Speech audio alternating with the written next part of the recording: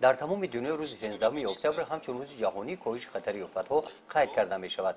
بخشیده به این روز با اقدام و دستگیری تشکیلات بین المللی اکسفام در ناحیه واسع در باغ فرهنگی استراحتی چورابینی عمومی گذرانده شد. این چورابینی را رهبر ستاد اوید به حالت‌های فوق‌العاده و مدافع گردنی در ناحیه واسع سبحان عثمانوف گشوده اوید خطر آفت‌های طبیعی در حیات انسان و سری وقت پیشگیری نمودن آنها سهم تشکیلات بین المللی اکسفام در پیشگیری آفت‌های طبیعی و آگاه نمودن اهالی معلومات داد. چورابینی روز جهانی کاهش خطر آفت‌ها از بخش‌های گوناگون عبارت بودند.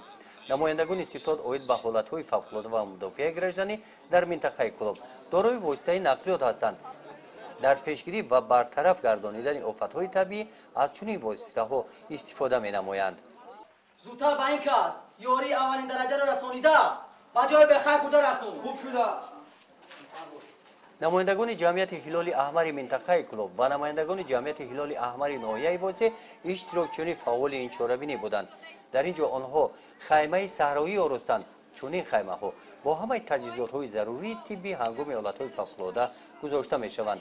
نمایندگان این جمعیت اوید حالت های فوق‌العاده معلومات داده هنگام حالت های فوق‌العاده طریق صحنه‌چه ها نمایش دادند که چطور آسیب دیدگان را نجات می دهند.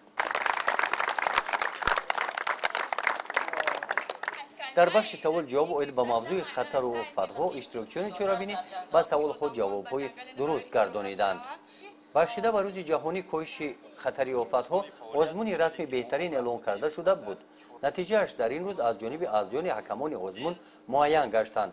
غالبان آزمون رسمی بهترین و سوال و جواب‌ها از جانب تشکیلات بین المللی اکسفام با تحفه‌های خاطروی قدر کرده شدند. گزارش خواجه نظریف خدای نظر ظهورов از ناحیه واسع برای برنامه اطلاعاتی نوید.